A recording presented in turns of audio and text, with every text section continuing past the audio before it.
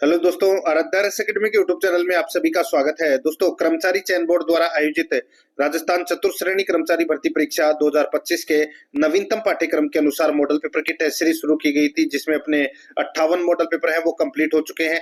आज अपना इसमें 59 नंबर का मॉडल पेपर है। दोस्तों, अगर आपने पिछले 58 मॉडल पेपरों का अगर टेस्ट नहीं दिया है तो आप प्ले लिस्ट में जाइए, वहां पे आपको फोल्डर मिल जाएगा। चतुर्थ श्रेणी कर्मचारी मॉडल पेपर के नाम से वहां फोल्डर बना हुआ है, तो आप वहां जाकर पिछले मॉडल पेपरों का टेस्ट है वो अवश्य दें। और प्लेलिस्ट का जो लिंक है वो आपको डिस्क्रिप्शन में मिल जाएगा, तो आप वहां जाकर भी टेस्ट है वो दे सकते हैं। आराध्या एकेडमी के यूट्यूब चैनल को अगर आपने अभी तक सब्सक्राइब नहीं किया तो सब्सक्राइब जरूर करें, बेल आइकन को दबाएं। क्लास को लाइक नहीं किया तो क्लास को लाइक करें और अपने दोस्तों के पास में शेयर जरूर करें। दोस्तों, कुल 120 प्रश्न इसमें शामिल किए गए हैं। पद 53,749 है। शायद ही आपको इतनी बड़ी भर्ती परीक्षा भविष्य में देखने को मिले, इसलिए दोस्तों रोजाना आपको हमारे साथ में चलना है। ये देखिए, ये परीक्षा पैटर्न है। 120 प्रश्न परीक्षाओं में पूछे जाएंगे, 70 प्रश्न जिसमें से जीके के होंगे, और 70 प्रश्नों में से 50 प्रश्न है वो राजस्थान जीके के होंगे। देखिए, पूर्णतः परीक्षा पैटर्न पर यह आधारित है। देखिए, सबसे पहले अपन राजस्थान भूगोल के 20 प्रश्न है वो पढ़ेंगे सिलेबस के अकॉर्डिंग। देखिए, पहला प्रश्न, साबरमती नदी का उद्गम होता है। दोस्तों, साबरमती नदी का उद्गम है वो कहां से होता है? तो दोस्तों, ये उदयपुर की पश्चिमी निम्न पहाड़ियों से होता है। उदयपुर की पश्चिमी निम्न पहाड़ियों से होता है। यहाँ पर 3 नंबर का ऑप्शन राइट आंसर हो जाएगा। ये इसका उद्गम, यानी कि मैं बोलूं तो उदयपुर की कोटड़ा तहसील से दोस्तों इसका क्या होता है, उद्गम होता है। ठीक है।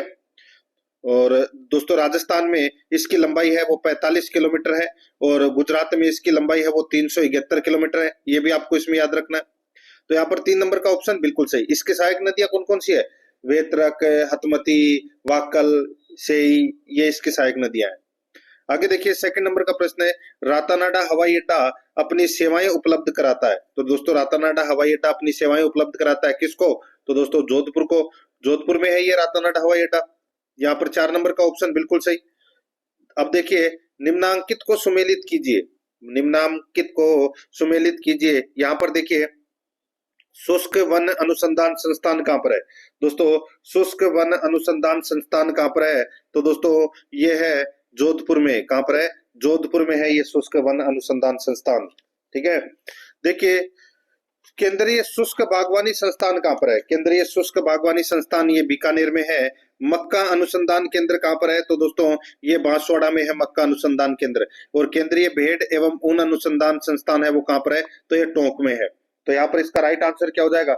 2 4 3 1। 2 4 3 1 कौन से ऑप्शन में है? तो दोस्तों, यहाँ पर देखिए 2 4 3 1, 2 नंबर का जो ऑप्शन है वो इसका बिल्कुल सही उत्तर हो जाएगा। आगे देखिए, 4 नंबर का प्रश्न है, निम्न कथनों पर विचार कीजिए। दोस्तों, निम्न कथनों पर क्या करना है? विचार करना है। यहाँ पर 3 कथन दे रखे हैं, और दोस्तों कूट भाषा में अपने को उत्तर देना है कि कौन सा सही है।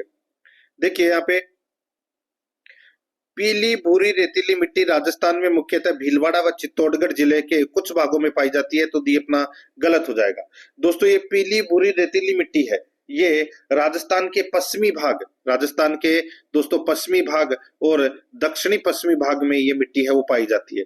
अब ये दोस्तों, यहाँ पर भीलवाड़ा और चित्तौड़गढ़ दे रखे हैं, ये दोनों ही जिले हैं वो ना तो पश्चिमी भाग में पाए जाते हैं और ना ही दक्षिणी पश्चिमी भाग में है। दोस्तों, तो पश्चिमी भाग और दक्षिणी पश्चिमी भाग में दोस्तों, जैसे कि जैसलमेर हो गया, बाड़मेर हो गया, जालोर हो गया, सिरोही हो गया, पाली हो गया, ठीक है, उदयपुर हो गया, ये इन जिलों में दोस्तों ये मिट्टी है वो पाई जाती है। ठीक है। तो अपना पहला कथन है वो गलत हो गया। आगे देखिए, पीली भूरी मिट्टी के लगभग 100 से 150 सेमी नीचे चूना मिश्रित मिट्टी मिलती है, तो दोस्तों ये बिल्कुल सही है। तीसरा देखिए दोस्तों, इसमें पीली भूरी रेतीली मिट्टी उपजाऊ होती है, यह मिट्टी कृषि कार्यों के लिए ठीक रहती है, तो दोस्तों ये गलत हो जाएगा। आप सभी को पता है पश्चिमी राजस्थान में कहां पर बढ़िया खेती होती है, उपजाऊ नहीं है दोस्तों, ये पानी को तो दोस्तों सोख लेती है। तो यहाँ पर इसमें राइट आंसर क्या हो जाएगा? इसमें सिर्फ और सिर्फ 6 नंबर का सही है, तो इसका राइट आंसर हो जाएगा 4 नंबर का जो ऑप्शन है वो इसका बिल्कुल सही, केवल 6 इसमें सही है। आगे देखिए दोस्तों, यहाँ पे कौन सा कथन सत्य है, कौन सा कथन सत्य है वो दोस्तों अपने को यहाँ पर बताना है। दोस्तों, यहाँ पर देखिए कथन ए और कथन आर देखिए, सांबर राजस्थान की सबसे बड़ी खारे पानी की झील है, तो दोस्तों बिल्कुल सही है। कथन आर देखिए, सांबर झील 74 डिग्री से 75 डिग्री पूर्वी देशांतरों में स्थित है। तो दोस्तों ये भी बिल्कुल सही है। तो यहाँ पर दोस्तों सही कूट का चयन करना है। तो यहाँ पर ए और आर दोनों कथन है वो दोस्तों इसमें क्या है, सत्य है। ए और आर दोनों कथन है वो दोस्तों इसमें क्या है, सत्य है। आगे देखिए 6 नंबर का प्रश्न है, मेजा बांध बनाया गया है। तो दोस्तों मेजा बांध कहाँ पर है, तो दोस्तों मेजा बांध है ये कोठारी नदी पर है। दोस्तों कहाँ पर है, कोठारी नदी पर, भीलवाड़ा में। तो यहाँ पर इसमें 3 नंबर का ऑप्शन बिल्कुल सही। आगे देखिए राजस्थान की अंतर्राष्ट्रीय सीमा से जुड़े जिले हैं। राजस्थान की अंतर्राष्ट्रीय सीमा से जुड़े हुए जिले कौन कौन से हैं, तो दोस्तों 5 जिले हैं। एक फड़ौदी है, एक दोस्तों बाड़मेर है, जैसलमेर है, गंगानगर है, बीकानेर है। तो यहाँ पर इसका जो राइट आंसर हो जाएगा, बताइए कौन सा है। देखिए गंगानगर, बीकानेर, जैसलमेर, बाड़मेर, यहाँ पे फड़ौदी का नाम नहीं दे रखा। तो यहाँ पर इसका राइट आंसर 2 नंबर ऑप्शन हो जाएगा। ठीक है, आगे देखिए यहाँ पे 8 नंबर का प्रश्न है, निम्नलिखित अरावली की चोटियों को अवरोही क्रम में व्यवस्थित कीजिए। दोस्तों अरावली की चोटियों को अवरोही क्रम में क्या करना है, व्यवस्थित करना है। अब दोस्तों यहां पर आप देख सकते हैं, इसमें देखिए ये क्रम मैं आपको बता देता हूं दोस्तों। सज्जनगढ़, ऋषिकेश, भानगढ़, गोगुंदा। सज्जनगढ़, ऋषिकेश, भानगढ़, गोगुंदा। तो यहाँ पर इसका जो राइट आंसर हो जाएगा वो है इसमें, बताइए कौन सा। दोस्तों इसका जो राइट आंसर हो जाएगा वो है इसमें, देखिए सज्जनगढ़, ऋषिकेश, भानगढ़, गोगुंदा। तो दोस्तों मैं आपको यहाँ पर बता देता हूँ, ये नहीं है। ये देखिए सज्जनगढ़ की जो ऊंचाई है वो है दोस्तों 938 मीटर और ऋषिकेश की दोस्तों ज्यादा है। तो यहाँ पर अपना देखिए 4 नंबर का ऑप्शन राइट आंसर हो जाएगा, ऋषिकेश, सज्जनगढ़, गोगुंदा और भानगढ़। 4 नंबर का ऑप्शन राइट आंसर हो जाएगा। ऋषिकेश की जो ऊंचाई है वो है दोस्तों 1017 मीटर, 1017 मीटर। सज्जनगढ़ की ऊंचाई है वो मैंने बताई थी अभी 938 मीटर, 938 मीटर। गोगुंदा की जो ऊंचाई है वो है दोस्तों 850 मीटर और दोस्तों भानगढ़ की जो ऊंचाई है वो है 382 मीटर।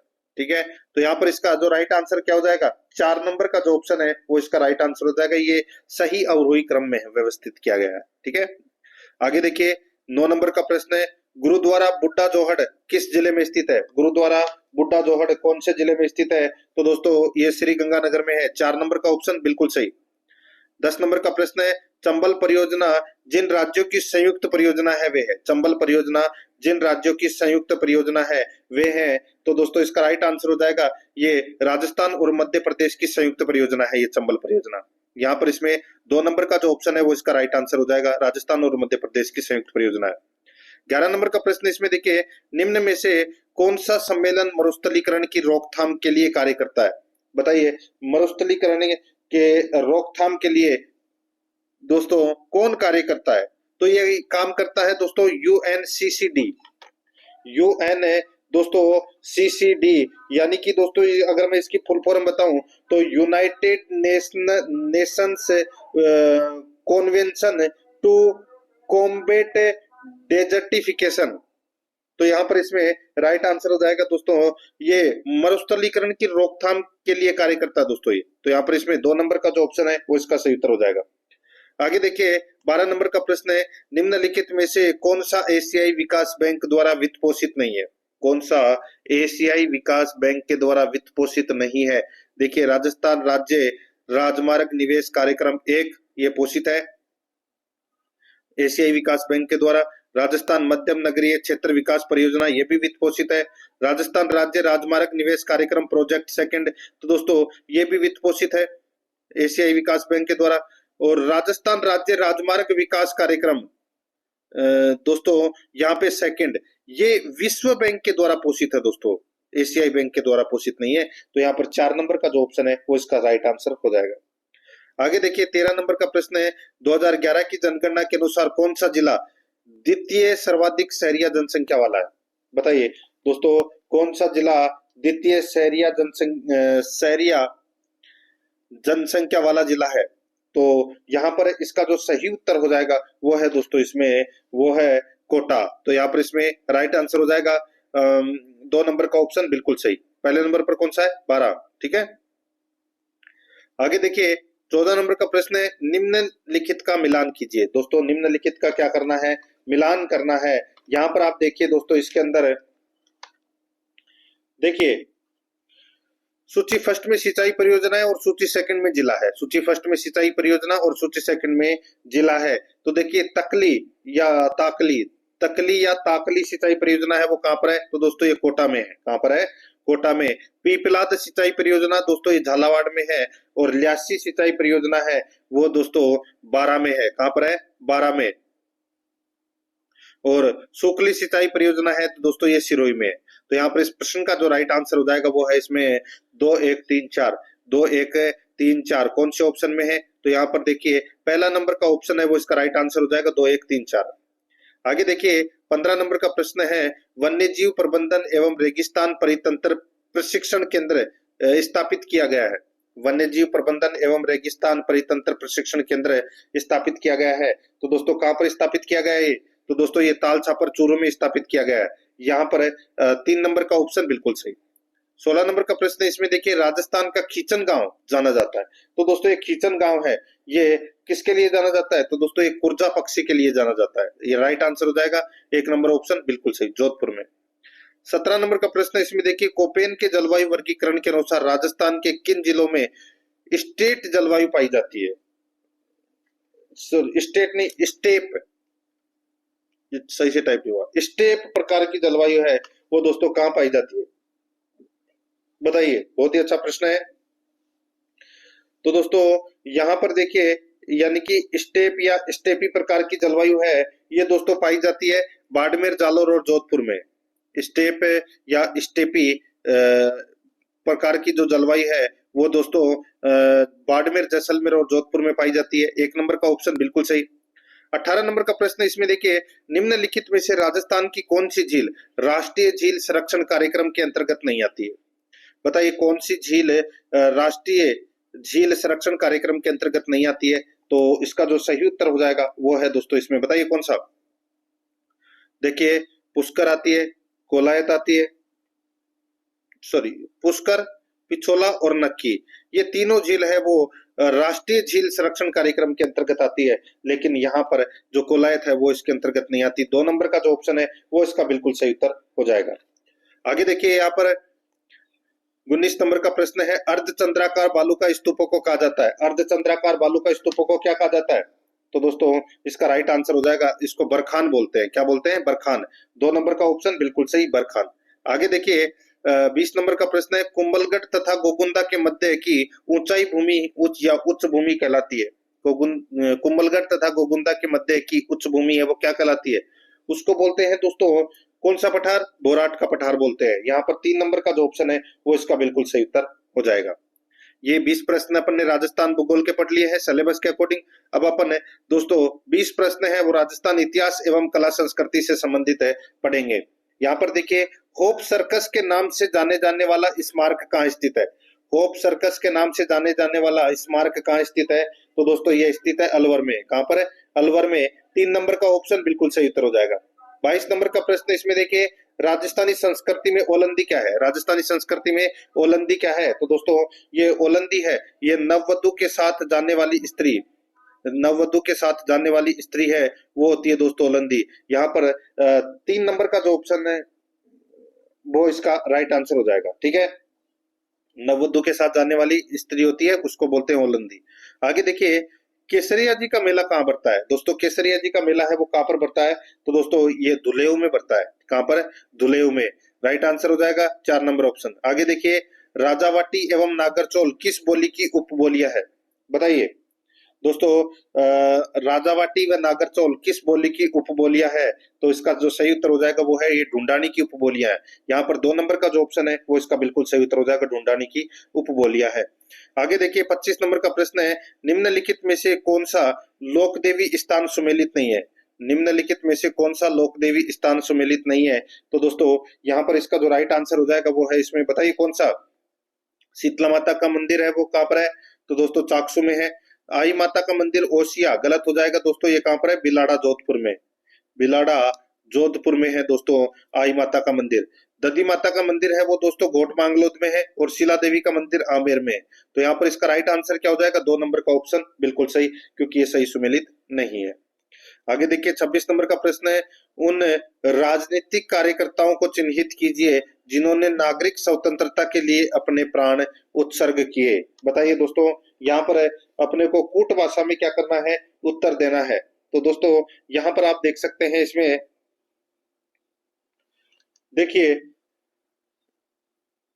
बाल मुकुंद बिस्सा, सागरमल गोपा और रमेश स्वामी, इन तीनों ने दोस्तों अपने प्राणों को त्याग दिया था नागरिक स्वतंत्रता के लिए। ज्वाला प्रसाद शर्मा दोस्तों इन्होंने नहीं त्यागे थे। तो यहाँ पर इसका राइट आंसर क्या हो जाएगा, वो है एबीसी। एबीसी कथन है वो दोस्तों इसमें क्या है, सही है, यानी कि 3 नंबर का जो ऑप्शन बिल्कुल सही। आगे देखिए आजाद मोर्चा का संस्थापक कौन था। ये दोस्तों चर्चा का विषय बना हुआ है आजाद मोर्चा, ठीक है, और ये प्रश्न परीक्षा में अवश्य पूछा जाएगा। बाबा हरिश्चंद्र, बाबा हरिश्चंद्र इसके संस्थापक थे। तो यहाँ पर इसका राइट आंसर हो जाएगा 4 नंबर का जो ऑप्शन है वो इसका बिल्कुल सही। आगे देखिए 28 नंबर का प्रश्न है, गोविंद गुरु के विषय में, गोविंद गुरु के विषय में निम्न में से कौन सा कथन असत्य है। कौन सा कथन असत्य है गोविंद गुरु के विषय में। दोस्तों यहाँ पर देखिए गोविंद गुरु बंजारा जाति के थे, बिल्कुल सही बात है। गोविंद गुरु का जन्म 1858 में डूंगरपुर के पालपट्टा में हुआ था, ये गलत हो जाएगा दोस्तों। एक गांव है डूंगरपुर के अंदर बांसिया नाम का, ठीक है, बांसिया नाम का दोस्तों एक गांव है, वहां पर इनका जन्म हुआ था 1858। तो दोस्तों यहाँ पर बिल्कुल सही दे रखा है, ठीक है। तो यहाँ पर इसमें राइट आंसर क्या हो जाएगा, गोविंद गुरु का जन्म 1858 में डूंगरपुर के बांसिया में हुआ था, पालपट्टा इसमें गलत दे रखा है। तो ये अपना असत्य कथन हो जाएगा, 2 नंबर का ऑप्शन बिल्कुल सही। गोविंद गुरु ने बांसिया गांव में धूनी एवं निशान की स्थापना की, बिल्कुल सही है। गोविंद गुरु ने भीलों को धर्म एवं सत्य के मार्ग पर चलने का उपदेश दिया, ये भी बिल्कुल सही है। 2 नंबर ऑप्शन इसका सही उत्तर हो जाएगा। आगे देखिए 29 नंबर का प्रश्न है, 1822 ईस्वी में गठित मेरवाड़ा बटालियन का मुख्यालय था। बताइए मेरवाड़ा बटालियन का मुख्यालय है वो कहाँ था। दोस्तों इसका राइट आंसर हो जाएगा वो है ब्यावर। तो यहाँ पर इसमें 3 नंबर का ऑप्शन बिल्कुल सही। आगे देखिए 30 नंबर का प्रश्न, निम्नलिखित में से कौन सा युद्ध वर्ष सही सुमेलित नहीं है। कौन सा युद्ध वर्ष सही सुमेलित नहीं है। तो देखिए हरमाड़ा का युद्ध हुआ था 1557 में, बिल्कुल सही है। और खानवा का युद्ध 1527 में हुआ था, ये भी बिल्कुल सही है। खातौली का युद्ध 1517 में हुआ था, ये भी बिल्कुल सही है। सामेल का युद्ध 1562 गलत हो जाएगा। तो दोस्तों ये जनवरी 1544, जनवरी 1544 में ये सामेल यानी कि गिरी सुमेल का युद्ध है दोस्तों ये, ठीक है। ये युद्ध दोस्तों जनवरी 1544 में हुआ था, 1562 इसमें गलत दे रखा है। तो यहाँ पर 2 नंबर का ऑप्शन बिल्कुल सही। आगे देखिए दोस्तों यहाँ पे 31 नंबर का प्रश्न है, 1582 ईस्वी में महाराणा प्रताप की दिवेर विजय के समय वहां के अधिकारी थे। बताइए 1582 ईस्वी में महाराणा प्रताप की दिवेर विजय के समय वहां के अधिकारी कौन थे। तो दोस्तों वो थे सुल्तान खान गोरी, सुल्तान खान गोरी।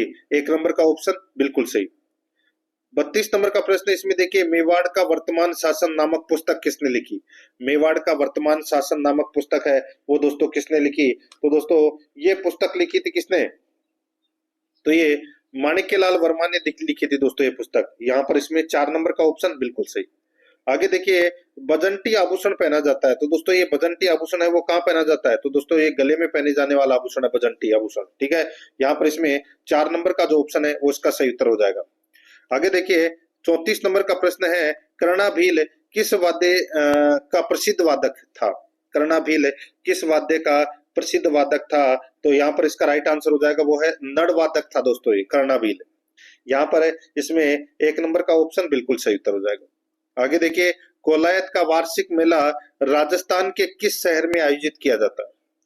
दोस्तों बताइए कोलायत का मेला कहाँ पर पड़ता है। दोस्तों ये बीकानेर में पड़ता है। 1 नंबर का जो ऑप्शन है वो दोस्तों इसका बिल्कुल सही उत्तर इसमें हो जाएगा। आगे देखिए यहाँ पे 36 नंबर का प्रश्न है, मलिक शाह की मस्जिद कहाँ स्थित है। मलिक शाह की मस्जिद है वो कहाँ पर स्थित है। तो दोस्तों ये जालोर में है, मलिक पीर शाह की दरगाह जालोर में है। 1 नंबर ऑप्शन सही। आगे देखिए लोक कथा देवनारायण जी की फड़ के गायन के समय में यानी कि दोस्तों देवनारायण जी की फड़ के गायन में कौन सा बाह्य यंत्र प्रयोग में लाया जाता है? तो बताइए कौन से वाद्य यंत्र का प्रयोग किया जाता है? राइट आंसर हो जाएगा वो है जंतर का प्रयोग किया जाता है दोस्तों। यहाँ पर 3 नंबर का ऑप्शन बिल्कुल सही।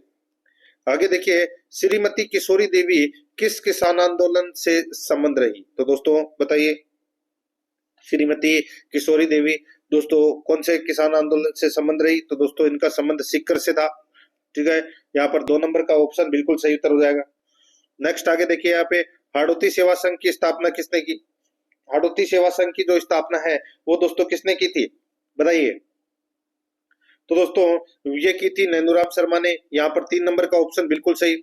40 नंबर का प्रश्न है, निम्नलिखित ठिकानों में से किसने चौरी कर लगाया था? तो दोस्तों 1903 में चौरी कर है वो राव कृष्ण सिंह ने लगाया था। किसने लगाया था? राव कृष्ण सिंह ने। दोस्तों ये लगाया था कहां पर? तो ये बिजोलिया में लगाया था। 4 नंबर का ऑप्शन बिल्कुल सही उत्तर हो जाएगा। अब दोस्तों यहाँ पर देखिए, भाग 3 के अंदर राजस्थान पॉलिटी से संबंधित 5 प्रश्न है वो पढ़ेंगे सिलेबस के अकॉर्डिंग। यहाँ पर आप देख सकते हैं दोस्तों, इसके अंदर राजस्थान राज्य सूचना आयोग सूचना नहीं देने पर अधिकतम कितनी राशि का जुर्माना आरोपित कर सकता है? तो बताइए कितना जुर्माना आरोपित कर सकता है? तो 25,000 का जुर्माना है वो आरोपित कर सकता है। 3 नंबर का ऑप्शन बिल्कुल सही। आगे देखिए, 42 नंबर का प्रश्न है, राजस्थान के निम्नांकित मुख्य सचिवों में से किसका कार्यकाल सबसे कम रहा? बताइए कौन से मुख्य सचिव का कार्यकाल सबसे कम रहा? तो यहाँ पर इसका राइट आंसर हो जाएगा दोस्तों वो है एच.एम. माथुर। एच.एम. माथुर का कार्यकाल दोस्तों सबसे कम रहा। कितने दिन का? दोस्तों 6 दिन का। ठीक है, 6 दिन का कार्यकाल रहा दोस्तों इनका। और कब से कब तक रहा? तो दोस्तों मैं आपको यहाँ पे बताता हूँ। देखिए 28 जनवरी से 28 जनवरी से दोस्तों 2 फरवरी तक है दोस्तों 1994। याद रखना 28 जनवरी से 2 फरवरी के बीच में 1994 में इनका कार्यकाल रहा मात्र 6 दिन का। यहाँ पर 4 नंबर का ऑप्शन बिल्कुल सही। आगे देखिए, 43 नंबर का प्रश्न है, निम्नलिखित में से किन जिलों में पुलिस कमिश्नरेट व्यवस्था विद्यमान है? तो दोस्तों पुलिस कमिश्नरेट व्यवस्था है वो कहाँ विद्यमान है? तो दोस्तों ये जयपुर और जोधपुर में। यहाँ पर 2 नंबर का जो ऑप्शन है वो इसका बिल्कुल सही उत्तर हो जाएगा, जयपुर जोधपुर में। आगे देखिए, यहाँ पे 44 नंबर का प्रश्न है, निम्नांकित में से कौन राजस्थान उच्च न्यायालय के मुख्य न्यायाधीश नहीं रहे हैं? निम्नांकित में से कौन राजस्थान उच्च न्यायालय के मुख्य न्यायाधीश नहीं रहे हैं? तो यहाँ पर इसका जो राइट आंसर हो जाएगा वो है इसमें वीरेंद्र कुमार सिंघल। वीरेंद्र कुमार सिंघल 4 नंबर का जो ऑप्शन है वो इसका सही उत्तर हो जाएगा। आगे देखिए, 45 नंबर का प्रश्न है, निम्नलिखित में से कौन सा एक मौलिक कर्तव्य नहीं है? कौन सा एक मौलिक कर्तव्य नहीं है? तो दोस्तों बताइए, यहाँ पे बताइए कौन सा एक मौलिक कर्तव्य नहीं है? तो दोस्तों देखिए यहाँ पे मैं आपको बता देता हूं। देखिए, देश की सामाजिक संस्कृति की गौरवशाली परंपरा को महत्व देना और उसका परिरक्षण करना, ठीक है, ये मौलिक कर्तव्य है। आगे देखिए, दुर्लभ और लुप्त प्राय प्रजातियों के व्यापार को निषेध बनाना, ये भी मौलिक कर्तव्य है। सार्वजनिक संपत्ति को सुरक्षित रखना और हिंसा का परित्याग करना, ये भी मौलिक कर्तव्य है। आगे देखिए, भारत की संप्रभुता, एकता और अखंडता को बनाए रखना और उसकी रक्षा करना, ये मौलिक कर्तव्य दोस्तों नहीं है। तो यहाँ पर इसमें राइट आंसर क्या हो जाएगा? 4 नंबर का जो ऑप्शन है वो इसका बिल्कुल सही उत्तर। सॉरी, देखिए ये है, क्या पूछा था इसमें, कौन सा मौलिक कर्तव्य नहीं है?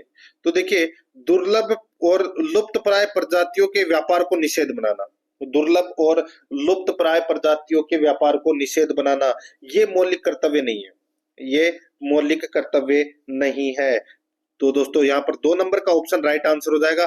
यहाँ पर चौथा भी है मौलिक कर्तव्य है, भारत की संप्रभुता, एकता और अखंडता बनाए रखना और उसकी रक्षा करना, ये मौलिक कर्तव्य है। ठीक है, 2 नंबर का जो ऑप्शन है वो इसका राइट आंसर हो जाएगा। अब अपन दोस्तों भाग 4 के अंदर भारतीय संविधान से संबंधित 5 प्रश्न है वो सिलेबस के अकॉर्डिंग पढ़ेंगे।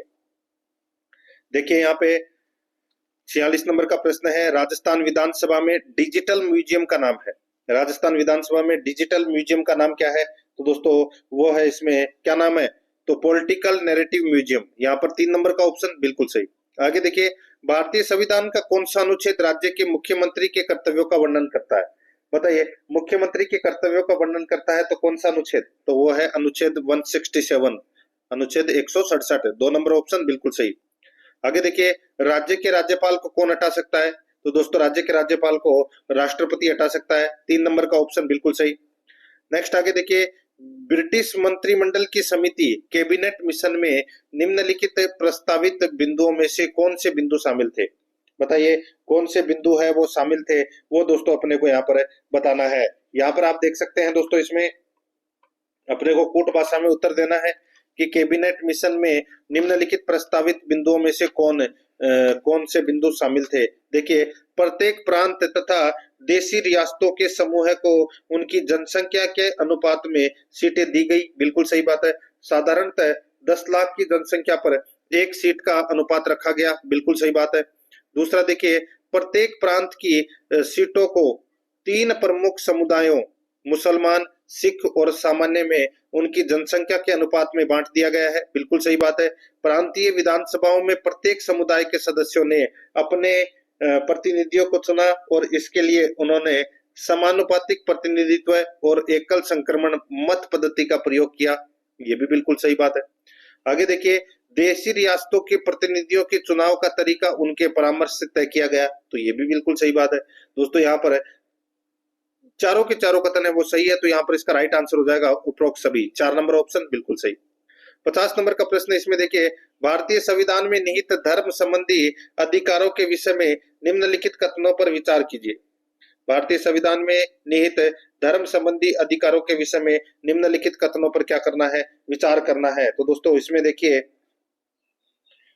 यहाँ पर इसमें देखिए, इसमें भी अपने को कूट भाषा में उत्तर देना है। यहाँ पर कथन दे रखे हैं दोस्तों 2, ठीक है, अपने को बताना है कि कौन सा सही है।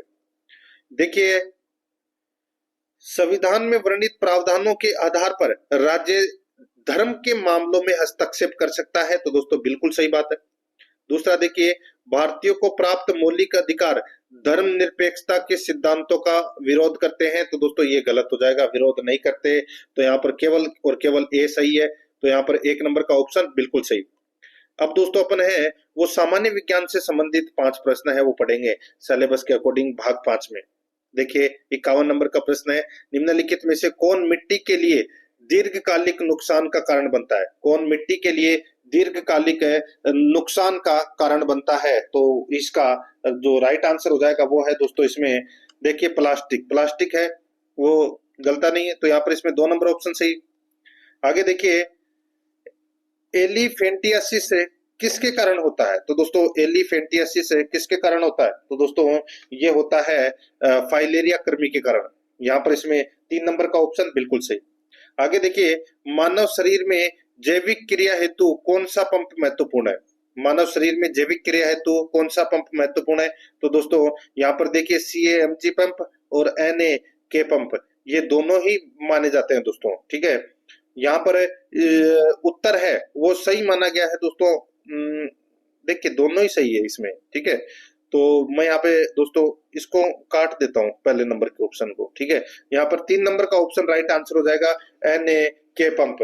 दोस्तों NAK पंप ये सभी जंतु कोशिका में दोस्तों ये पाया जाता है, तो यहाँ पर इसमें राइट आंसर हो जाएगा 3 नंबर का ऑप्शन बिल्कुल सही। नेक्स्ट आगे देखिए, सामान्य मानव नेत्र के लिए दूर बिंदु होगा, सामान्य मानव नेत्र के लिए दूर बिंदु है वो क्या होगा? तो दोस्तों इसका जो राइट आंसर हो जाएगा वो है दूर बिंदु इसमें अनंत पर। कौन सा है? अनंत पर। 3 नंबर का जो ऑप्शन है वो इसका बिल्कुल सही उत्तर हो जाएगा, अनंत पर।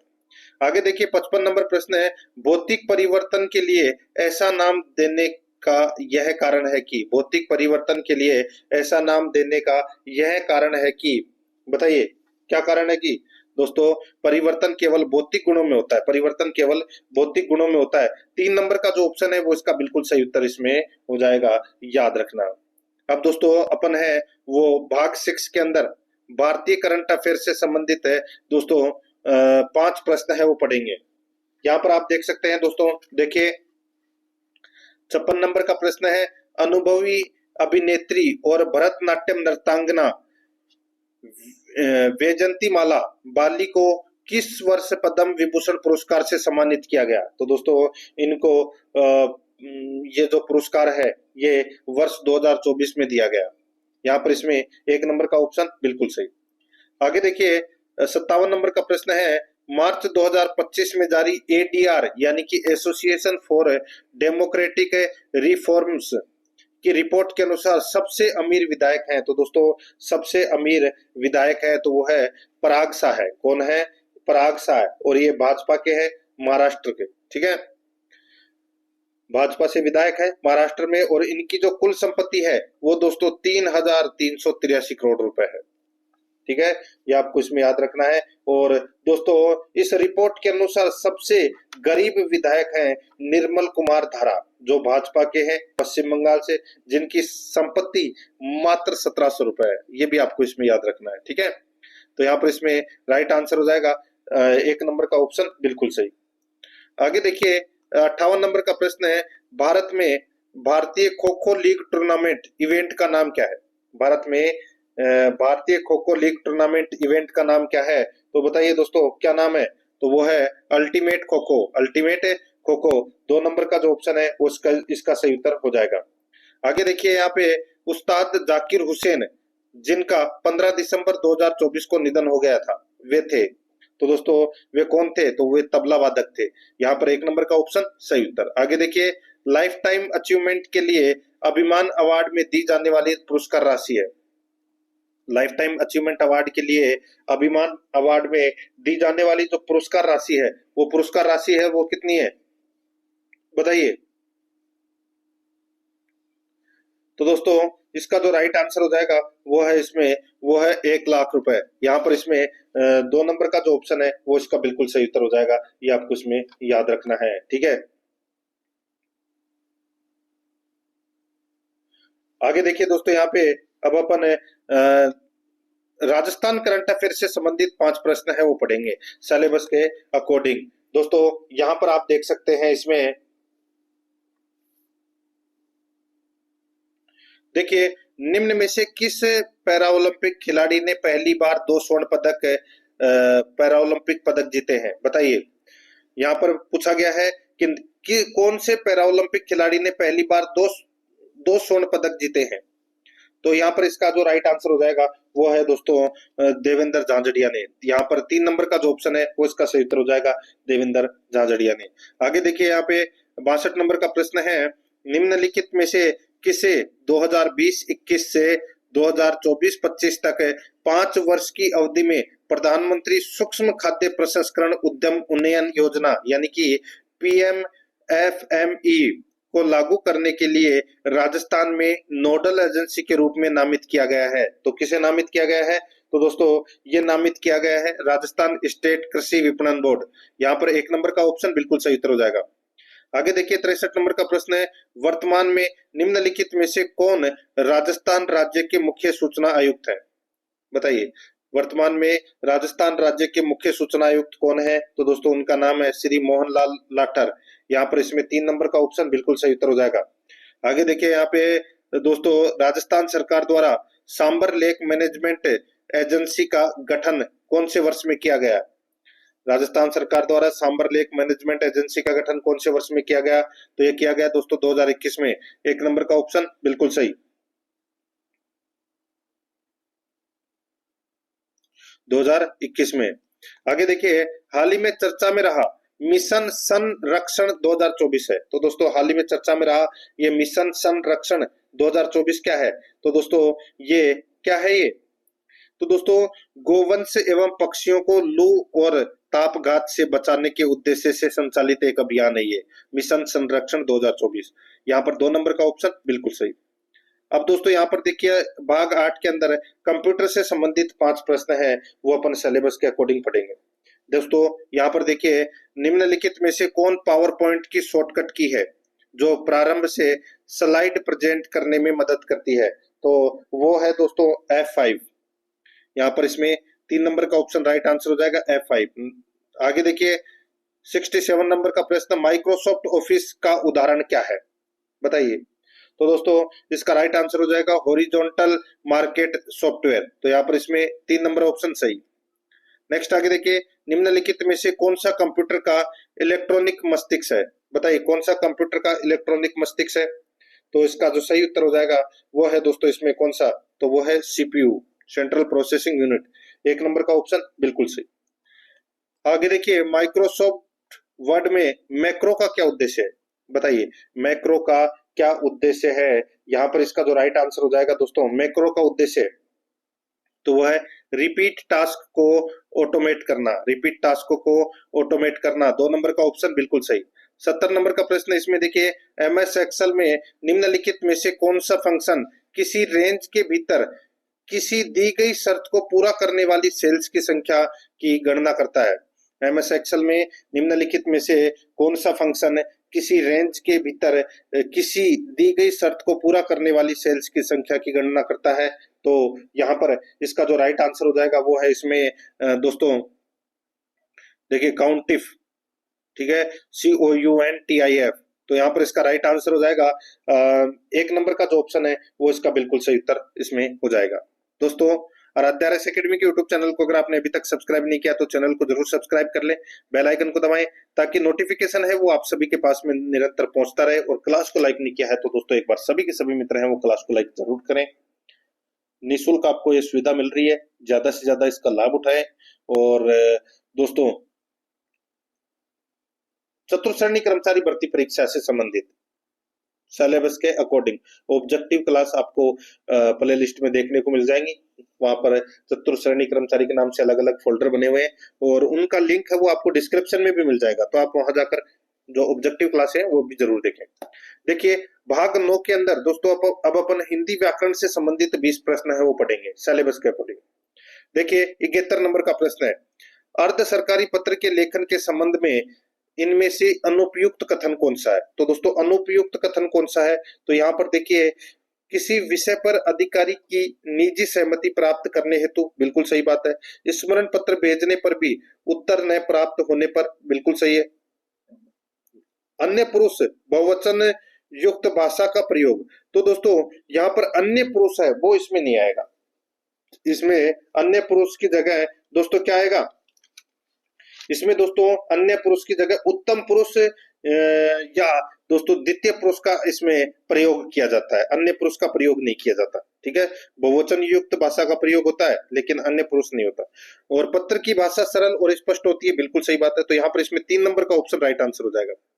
आगे देखिए, यहाँ पे इनमें से किस विकल्प में दोस्तों, इनमें से किस विकल्प में एक्सेप्शनल एक्सेप्शनल शब्द का समकक्ष हिंदी परिभाषिक शब्द नहीं है, तो वो कौन सा नहीं है, तो दोस्तों वो है, देखिए विशिष्ट होता है इसका अर्थ, अपवादात्मक भी होता है, असाधारण भी होता है, लेकिन स्वीकारात्मक नहीं होता दोस्तों।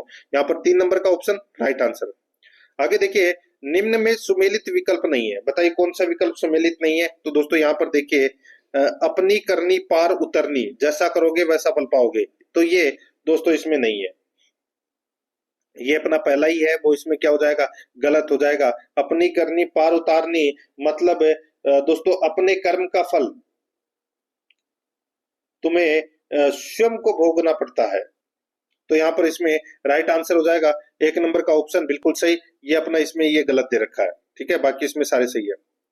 आगे देखिए, 74 नंबर का प्रश्न है, निम्नलिखित वाक्यों में से अपूर्ण भूतकाल का उदाहरण कौन सा है। अपूर्ण भूतकाल का दोस्तों उदाहरण है वो कौन सा है, इसका राइट आंसर हो जाएगा वो है, प्रिया और सिया साथ साथ पढ़ रहे थे। प्रिया और सिया साथ साथ पढ़ रहे थे, अब पता नहीं कि वो पढ़ रहे हैं कि नहीं पढ़ रहे, तो ये अपूर्ण भूतकाल है। यहाँ पर इसमें देखिए दोनों ही ऑप्शन है वो सेम सेम है, प्रिया और सिया साथ साथ पढ़ रहे, सॉरी उसमें इसमें है इसमें थे, ठीक है। तो यहाँ पर 3 नंबर का ऑप्शन राइट आंसर हो जाएगा। आगे देखिए, कौन सा वाक्य अशुद्ध है दोस्तों, अशुद्ध वाक्य कौन सा है, तो दोस्तों यहाँ पर देखिए अशुद्ध वाक्य इसमें तुम्हारे को मुझसे मतलब ही क्या है, ये वाक्य दोस्तों क्या है, अशुद्ध है। तो इसका शुद्ध वाक्य क्या बनेगा, बनेगा मुझे तुमसे मतलब ही क्या है, मुझे तुमसे मतलब ही क्या है, ये इसका शुद्ध बनेगा। तो ये अपना इसमें 3 नंबर का ऑप्शन राइट आंसर हो जाएगा। आगे देखिए, वर्तनी की दृष्टि से किस विकल्प में सभी शब्द शुद्ध है, बताइए सभी शब्द शुद्ध हैं तो कौन से विकल्प में है। तो दोस्तों देखिए यहाँ पे अधीन, अतिथि, स्थायी, और देखिए दोस्तों यहाँ पे दंपति अहल्या द्रष्टव्य, ये बिल्कुल सही है दोस्तों। यहाँ पर ये अधीन भी इसमें गलत दे रखा है, ठीक है। तो यहाँ पर इसमें राइट आंसर क्या हो जाएगा, 4 नंबर का ऑप्शन बिल्कुल सही, दंपति अहल्या और द्रष्टव्य। आगे देखिए 77 नंबर का प्रश्न है, वाक्यांश के लिए एक शब्द के संदर्भ में संगत को चुनिए। सिर्फ एक ही संगत है, बाकी इसमें 3 गलत दे रखे हैं। देखिए जिसकी इप्सा की गई हो, जिसकी इप्सा की गई हो उसे ईशान नहीं कहते, उसको बोलते हैं दोस्तों इप्सित, ठीक है, इप्सित बोलते हैं। और जो छाती के बल चलता हो, जो छाती के बल चलता हो उसको उत्क्षिप्त नहीं बोलते, उसको बोलते हैं उरग। क्या बोलते हैं, उरग बोलते हैं। जिसकी दोनों पक्षों में निष्ठा हो, उभयनिष्ठ, ये बिल्कुल सही दे रखा है यहाँ पे। जो अच्छे कुल में उत्पन्न हुआ हो, कथार्थ, ये गलत हो जाएगा, उसको बोलते हैं दोस्तों कुलीन। क्या बोलते हैं, कुलीन। तो यहाँ पर इसमें 4 नंबर का जो ऑप्शन है वो इसका बिल्कुल सही उत्तर इसमें हो जाएगा कुलीन, ठीक है। सॉरी 3 नंबर का ऑप्शन सही, यहाँ पे कथार्थ है वो गलत दे रखा है। यहाँ पर 3 नंबर का ऑप्शन राइट आंसर हो जाएगा क्योंकि ये संगत है। आगे देखिए 78 नंबर का प्रश्न है, इनमें से किस विकल्प में परस्पर विलोम शब्द नहीं है। परस्पर विलोम शब्द किसमें नहीं है, देखिए एक का अनेक हो जाएगा, जड़ का चेतन हो जाएगा, नूतन का पुरातन हो जाएगा, आवास का विकास गलत हो जाएगा। आवास का दोस्तों हो जाएगा बेगर, ठीक है, बेगर या बाहर बोल सकते हैं आप। यहाँ पर 3 नंबर ऑप्शन बिल्कुल सही। 79 नंबर प्रश्न है, इसमें देखिए विलोम शब्द नहीं है, बताइए कौन सा विलोम शब्द नहीं है। जड़ का होता है चेतन, प्रत्यक्ष का है प्रत्यक्ष, यश का अपयश, उत्कर्ष का निष्कर्ष, इसमें गलत दे रखा है दोस्तों। उत्कर्ष का विलोम होता है अपकर्ष। क्या होता है, अपकर्ष होता है। तो यहाँ पर इसमें 2 नंबर का ऑप्शन सही उत्तर। आगे देखिए 80 नंबर प्रश्न है, कपड़ा का पर्याय बताइए। दोस्तों कपड़ा का पर्यायवाची क्या है, तो यहाँ पर इसका राइट आंसर हो जाएगा दोस्तों वो है वसन। वसन है ये कपड़ा का पर्यायवाची है, 2 नंबर ऑप्शन सही उत्तर। आगे देखिए 81 नंबर प्रश्न है, किस विकल्प में सभी शब्द पृथ्वी के पर्यायवाची हैं। पृथ्वी के पर्यायवाची दोस्तों कौन कौन से है, तो वो है मही, विषंबरा और धरणी। मही, विषंबरा और धरणी ये पृथ्वी के पर्यायवाची है, 3 नंबर का ऑप्शन सही उत्तर। आगे देखिए माधुर्य शब्द में कौन सा प्रत्यय लगा है। माधुर्य शब्द में कौन सा प्रत्यय लगा है, तो दोस्तों इसमें मधुर तो मूल शब्द है और इसमें यह प्रत्यय लगा हुआ है। यहाँ पर इसमें 1 नंबर का ऑप्शन सही उत्तर। आगे देखिए संस्कृत में संस्कृत शब्द में कौन सा उपसर्ग लगा हुआ है, तो ये तो सभी को पता होगा दोस्तों, इसमें सम उपसर्ग लगा हुआ है। यहाँ पर इसमें 4 नंबर ऑप्शन सही उत्तर। आगे देखिए निम्न में से किस शब्द का संधि विच्छेद सही नहीं है। दोस्तों यहाँ पर देखिए कौन से शब्द का संधि विच्छेद गलत है वो बताना है।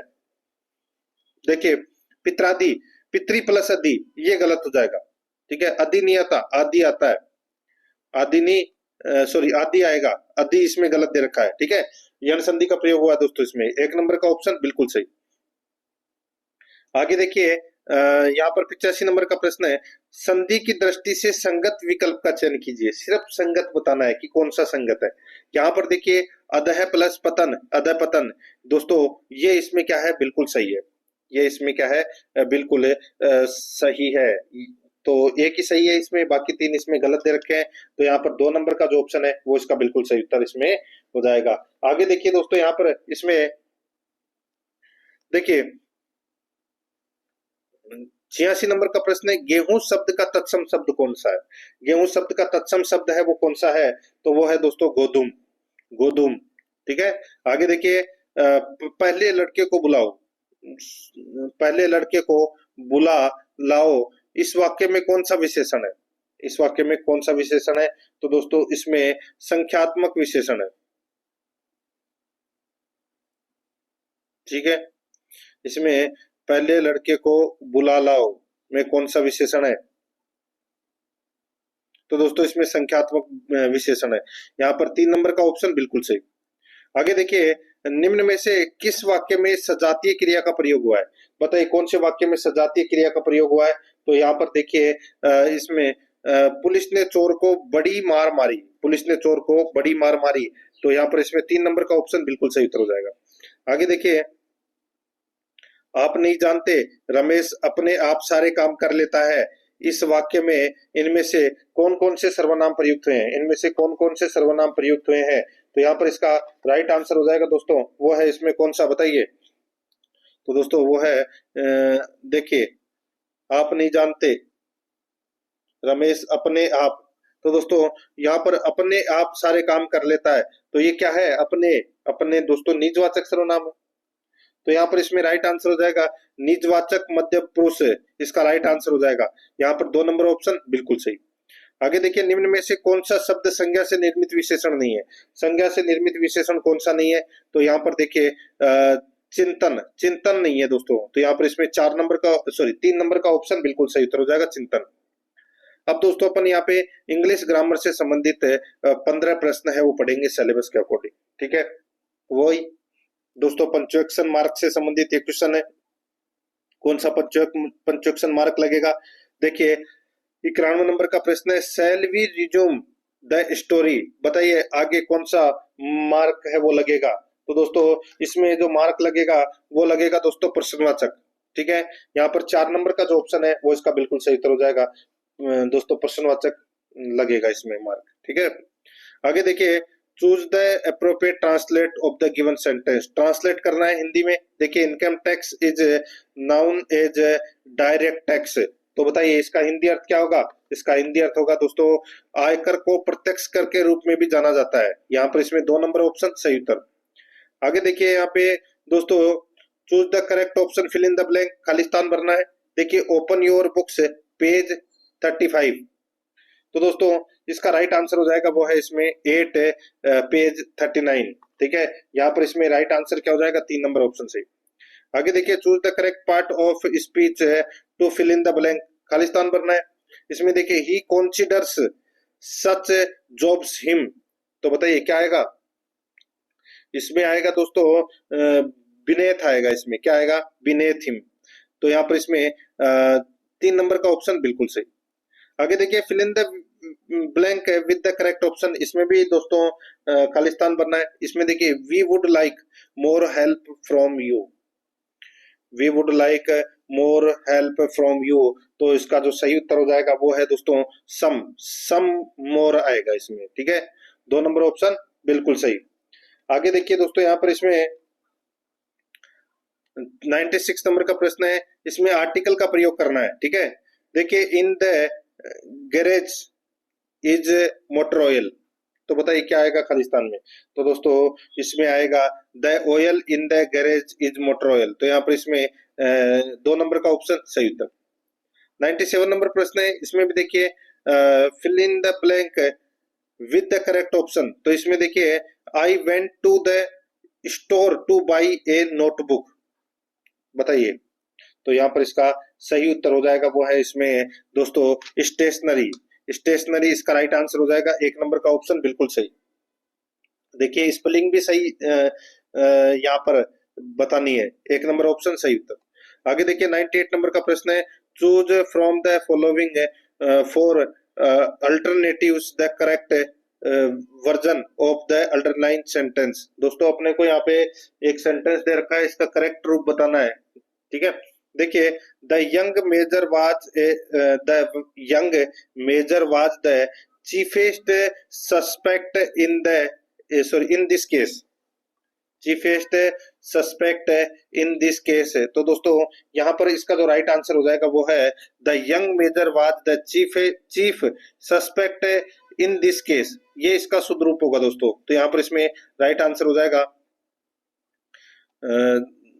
1 नंबर का ऑप्शन बिल्कुल सही। यहाँ पे चीफेस्ट नहीं आएगा, चीफ ही आएगा, ठीक है।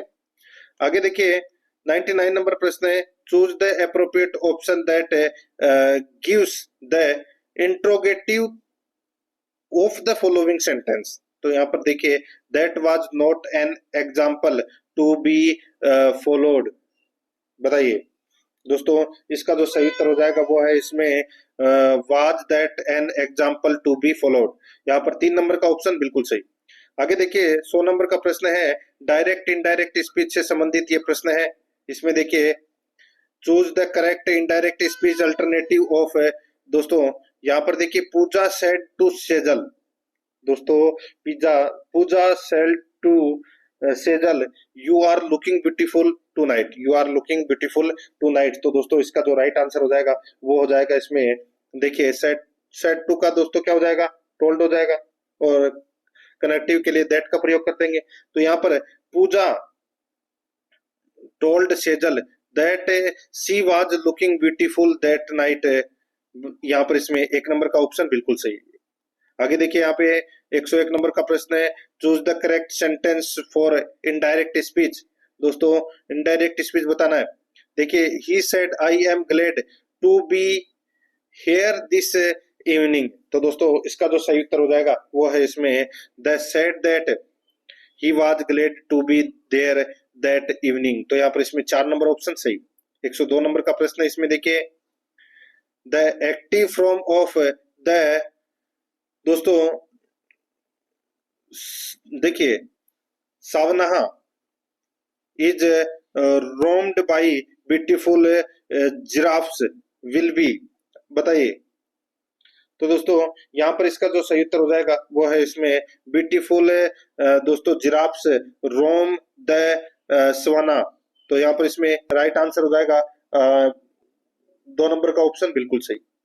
नेक्स्ट आगे देखिए which of the option is the correct passive form of the given sentence. तो यहाँ पर देखिए इसका पैसिव बनाना है, someone turned on A light in the hall and open the door. तो दोस्तों इसका जो सही उत्तर हो जाएगा वो है इसमें a light in the hall was turned on and the door was opened by someone. तो यहाँ पर इसमें 1 नंबर का ऑप्शन सही।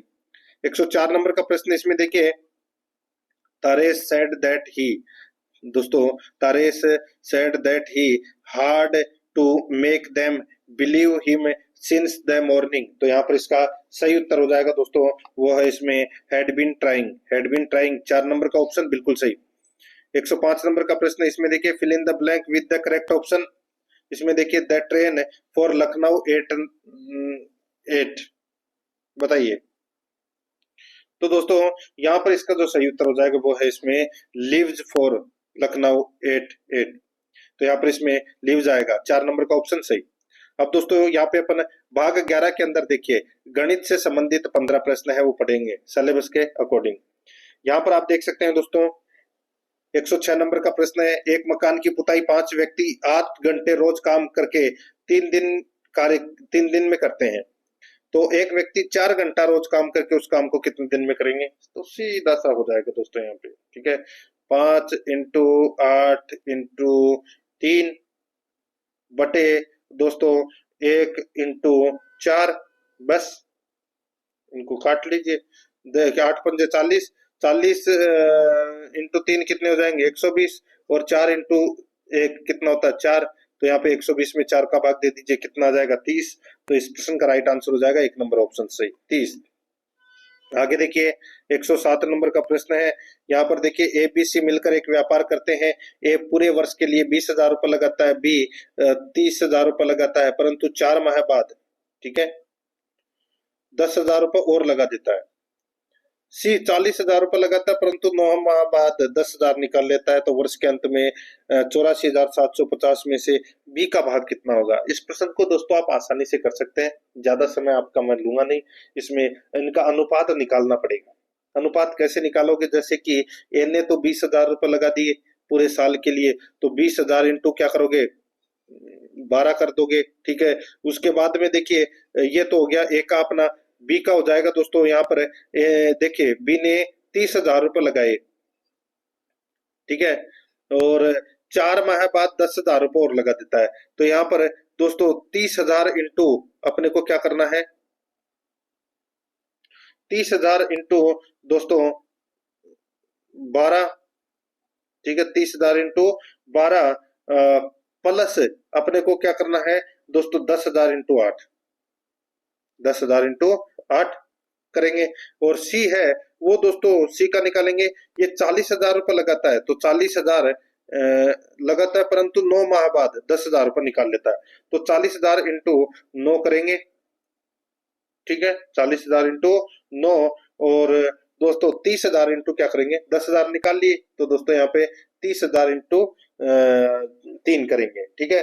तो इनका आप मल्टीप्लाई करके इनका अनुपात निकाल दीजिए, फिर वर्ष के अंत में दोस्तों लाभ दे ही रखा है, तो बी का लाभ आप आसानी से निकाल सकते हैं।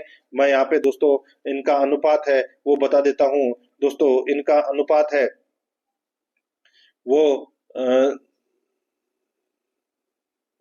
देखिए इनका अनुपात निकलेगा 24:44:45। ठीक है, तो यहाँ पे अनुपातों का योग कितना होता है 113। ठीक है, बी का निकालना है तो बी का अनुपात कितना है 44 बटे दोस्तों 113 इंटू कुल लाभ कितना है 84,750।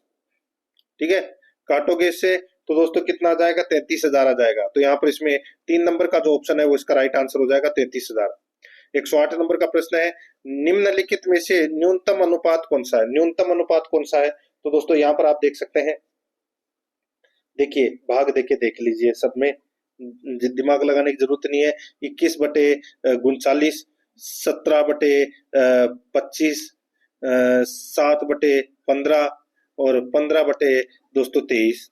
ठीक है, तो यहाँ पे 0 0 लगा के दोस्तों इनमें भाग देके देख लीजिए, सबसे जो कम अनुपात है वो कौन सा होगा? तो दोस्तों वो होगा इसमें देखिए 3 नंबर का। ठीक है, यहाँ पर इसमें 7:15 ये अपना इसमें राइट आंसर हो जाएगा। ठीक है, आगे देखिए यहाँ पर 109 नंबर का प्रश्न है, एक राशि एबीसी 2:5:9 के अनुपात में बांटी गई। एक का भाग 2500 रुपए है हो तो कुल राशि कितनी होगी? तो दोस्तों यहाँ पर देखिए 2 5 9 कितना होता है? तो दोस्तों ये होता है 16। कितना होता है? अनुपातों का योग कितना हो जाएगा दोस्तों? 16 हो जाएगा।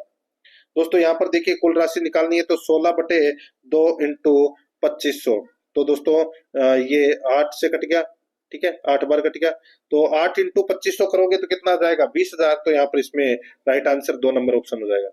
आगे देखिए 6 सही 2/3 वार्षिक चक्रवर्ती ब्याज की दर से 3 वर्ष बाद दे 40,960 रुपए का 67% वर्तमान मूल्य ज्ञात कीजिए। सीधा सा हो जाएगा दोस्तों, 6 सही 2/3। ठीक है, यहाँ पर है देखिए 6 सही 2/3। ये अरे ये देखिए 67 ये नहीं है। ठीक है, प्रतिशत ये ऊपर वाला सही से टाइप नहीं हुआ था। 6 सही 2/3 वार्षिक चक्रवर्ती ब्याज की दर से 3 वर्ष बाद दे 40,960 रुपए का वर्तमान मूल्य क्या होगा? का वर्तमान मूल्य है वो क्या होगा वो बताना है। तो दोस्तों यहाँ पर देखिए 6 सही 2/3, इसको अपन दोस्तों 36 18 और 2 20, 20/3 है वो लिख सकते हैं। ठीक है, तो दोस्तों इसको अपन ऐसे लिखेंगे 100 प्लस 20/3, यानी कि दोस्तों क्या हो जाएगा 320/2। ठीक है, 320/3। अब दोस्तों वर्तमान मूल्य निकालना है तो वर्तमान मूल्य कैसे निकालोगे दोस्तों? यहाँ पर 40,960, 40,960 इंटू 100 दोस्तों 320/3 इंटू 100/320 इंटू 3, सॉरी /3 और 100/320/3। बस इसको अब 100 है, 100 के पास में चला जाएगा 3। तो दोस्तों यहाँ पर क्या हो जाएगा? तो 40,960 इंटू 100 इंटू 3, ये 3 ऊपर चला जाएगा। तो दोस्तों ये सीधा सा हो जाएगा 300/320, 300/320 और 300/320। इनको काट लीजिए, राइट आंसर आ जाएगा 33,750। यहाँ पर इसमें 2 नंबर का ऑप्शन बिल्कुल सही। आगे देखिए, यदि साधारण ब्याज की एक विशेष दर से कोई धन 6 वर्षों में दुगना हो जाए। दोस्तों 6 वर्षों में कितना हो रहा है? दुगना हो रहा है। तो यह धन कितने वर्षों में तिगुना होगा? तो दोस्तों कितने वर्ष में तिगुना होगा? तो इसमें 6 वर्ष और जोड़ दीजिए, तो यानी कि 12 वर्ष में होगा। राइट आंसर हो जाएगा यहाँ पे 1 नंबर ऑप्शन सही। आगे देखिए 50% अल्कोहल की मात्रा में 9 ग्राम शेविंग लोशन में कितने ग्राम पानी मिलाया जाए कि लोशन में अल्कोहल की मात्रा 30% हो जाए? सीधा सा हो जाएगा दोस्तों, यहाँ पर देखिए 9 ग्राम अल्कोहल यानी कि 9 ग्राम में अल्कोहल 50%, तो यानी कि दोस्तों 4.5%। ठीक है, यानी कि 4.5 ग्राम। ठीक है, 4.5 ग्राम। अब दोस्तों देखिए यहाँ पे अल्कोहल 30% करने पर कुल मिश्रण है वो कितना हो जाएगा? तो ये 4.5 बटे 30 इंटू 100, ठीक है, काट लीजिए। तो दोस्तों ये 10 से 3 बार कट गया, ये दोस्तों 10 से 10 बार कट गया, ये 3 से 15 बार कट गया। तो 15 इंटू 15 45, ठीक है, ये 4.5 है, ठीक है, 4.5 है। तो दोस्तों यहाँ पर 1.5 को 10 से मल्टीप्लाई करेंगे तो कितना आ जाएगा, 15 ग्राम। 15 ग्राम आ गया।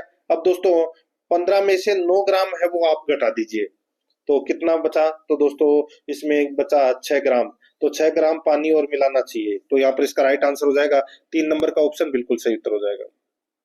आगे देखिए 113 नंबर का प्रश्न है, किसी वस्तु के मूल्य में 20% कटौती कर दी गई, उसे पूर्व मूल्य पर लाने हेतु नए मूल्य में कितने प्रतिशत वृद्धि करनी होगी। तो नए मूल्य में कितने प्रतिशत की वृद्धि करनी होगी, सीधा सा हो जाएगा 20 बटे 100 माइनस 20 इंटू 100 कर लीजिए, बस काट लीजिए इसको। तो ये 80 हो गया। तो ये दोस्तों 4 बार कट गया, 100 में 4 का भाग दे दीजिए, राइट आंसर हो जाएगा 25% की वृद्धि, 4 नंबर ऑप्शन सही। आगे देखिए 1 रुपए में 20 की दर से बटन बेचने पर एक दुकानदार की 4% की हानि होती है, 20% लाभ कमाने हेतु 1 रुपए में कितने की दर से उन्हें बेचा जाना चाहिए। दोस्तों डायरेक्ट बता देता हूं मैं यहाँ पे, तो यहाँ पर इसका जो राइट, चलो बता ही देता हूँ। देखिए 1 रुपए में 20 की दर से बटन बेचने पर एक दुकानदार की 4% की हानि होती है, ठीक है, और 20% लाभ कमाने हेतु 1 रुपए में कितने की दर से उन्हें बेचा जाना चाहिए। तो दोस्तों यहाँ पर इसको अपन ऐसे लिखेंगे 20 इंटू 100 माइनस 4, भाई हानि हो रही है और 20% लाभ कमाना है।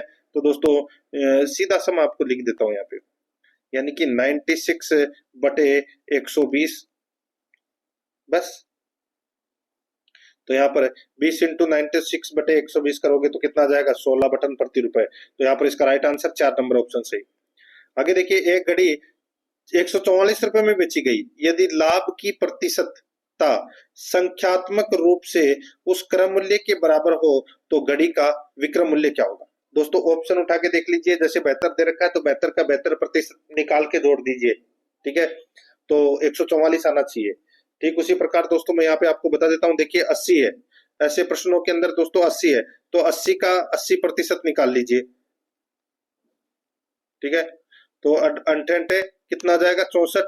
अब ये 80 के अंदर 64 जोड़ दोगे तो दोस्तों 144 आ रहे हैं क्या, बिल्कुल आ रहे हैं। तो ये ऑप्शन के अनुसार करने वाला प्रश्न है, 2 नंबर का ऑप्शन राइट आंसर हो जाएगा। आगे देखिए 8 लड़कों के एक समूह में एक लड़का चला गया तथा 56 किग्रा भार वाला नया लड़का समूह में सम्मिलित हो गया, इससे समूह का औसत भार 2.5 किग्रा की वृद्धि हो गई, समूह से जाने वाले लड़के का भार कितना था। दोस्तों यहाँ पर देखिए इसमें देखिए जानने वाले लड़के का भार है वो दोस्तों 58। दोस्तों लड़का चला गया,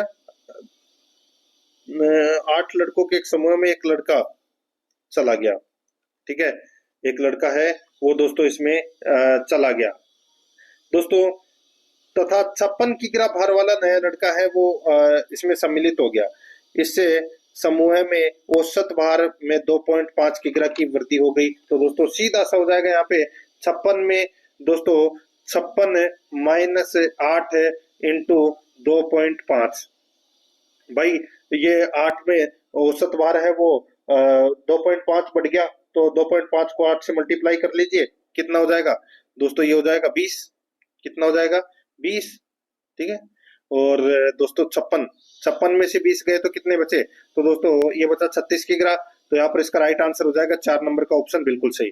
आगे देखिए दोस्तों यहाँ पर इसमें 117 नंबर प्रश्न है, 50 तक की सभी सम प्राकृत संख्याओं का औसत कितना है। तो दोस्तों बताइए, तो इसमें प्रथम प्राकृत संख्या कितनी है, 2, और अंतिम प्राकृत संख्या 50 है, तो यहाँ पे 2 + 50 बटे 2 यानी कि क्या हो जाएगा 26। तो यहाँ पर इसका राइट आंसर हो जाएगा औसत दोस्तों यहाँ पे 26 होगा, 3 नंबर ऑप्शन सही। आगे देखिए बड़ी से बड़ी संख्या जिससे 244 तथा 2052 को विभाजित करने पर प्रत्येक स्थिति में 4 शेषफल प्राप्त हो तो वह संख्या क्या है। दोस्तों इनका HCF निकाल लेना है आपको, तो कितना आ जाएगा, यहाँ पर इसका जो सही उत्तर हो जाएगा वो है दोस्तों 16, 2 नंबर का ऑप्शन बिल्कुल सही। आगे देखिए एक मनुष्य अपने घर से दफ्तर पैदल 4 किलोमीटर प्रति घंटा की चाल से जाता है, वापस साइकिल से 16 किलोमीटर प्रति घंटा की चाल से आता है, उसकी औसत चाल कितनी हो जाएगी? तो दोस्तों औसत चाल क्या हो जाएगी इसकी? तो यहाँ पे दोस्तों 2x बटे दोस्तों 5x, देखिए सीधा सब आपको शुरू से बता देता हूँ। देखिए माना कि दोस्तों दफ्तर से, ये घर से दफ्तर की दूरी है वो दोस्तों x किलोमीटर है, ठीक है। तो दोस्तों 2x बराबर क्या हो जाएगा? 2x बराबर दोस्तों कुल दूरी, क्या हो जाएगा? कुल दूरी, ठीक है। तो यहाँ पर है क्या हो जाएगा? x बटे 4 प्लस x बटे 16 बराबर क्या हो जाएगा? 5x बटे 16 बराबर कुल समय। तो औसत चाल निकालेंगे, तो दोस्तों औसत चाल निकालोगे तो क्या हो जाएगा भाई? इसमें क्रॉस में किया ना मल्टीप्लाई, तो यहाँ पर हो जाएगा दोस्तों औसत चाल निकालेंगे तो यहाँ पे 2x बटे 5x प्लस 16, सॉरी 5x बटे 16, ठीक है। तो यहाँ पर क्या हो जाएगा? 16 ऊपर चला जाएगा, तो 16 दूनी 32 बटे 5, तो क्या हो जाएगा? 32 में 5 का भाग दोगे तो 6.4 किलोमीटर प्रति घंटा। यहाँ पर 3 नंबर का ऑप्शन बिल्कुल सही। आगे देखिए, दिए गए चित्र में विभिन्न विद्यालयों में पढ़ने वाली लड़कियों का प्रतिशत दिया गया है, सावधानी से पढ़कर प्रश्न का उत्तर दें। दोस्तों यहाँ पर देखिए, ये लड़कियों की विद्यार्थियों की संख्या दे रखी है दोस्तों यहाँ पर, ठीक है, ये विद्यालय, और इसमें लड़कियों की संख्या का प्रतिशत दे रखा है। देखिए प्रश्न देखिए, विद्यालय टी में लड़कों की संख्या है, विद्यालय टी में लड़कों की संख्या कितनी है? यहाँ पर देखिए ये लड़कियों की संख्या अगर 40 है तो लड़कों की संख्या कितनी हो जाएगी? 60। और यहाँ पर देखिए विद्यालय टी में दोस्तों 1250 है, तो क्या हो जाएगा दोस्तों? 60 बटे 100 इंटू 1250 कर लीजिए, कितना हो जाएगा? तो दोस्तों 750। तो यहाँ पर 3 नंबर का ऑप्शन राइट आंसर हो जाएगा 750। तो दोस्तों इसी के साथ मैंने आपको ये मॉडल पेपर है वो कंप्लीट करवा दिया है। प्रश्न कैसे लगे कमेंट में जरूर बताएं, कुछ चेंजेस वगैरह करना हो तो वो भी जरूर बताएं, और आराध्या रस एकेडमी के यूट्यूब चैनल को सब्सक्राइब जरूर करें, बेल आइकन को दबाएं, क्लास को लाइक और अपने दोस्तों के पास में शेयर जरूर करें। मिलते हैं दोस्तों नेक्स्ट क्लास में। जय हिंद, जय भारत।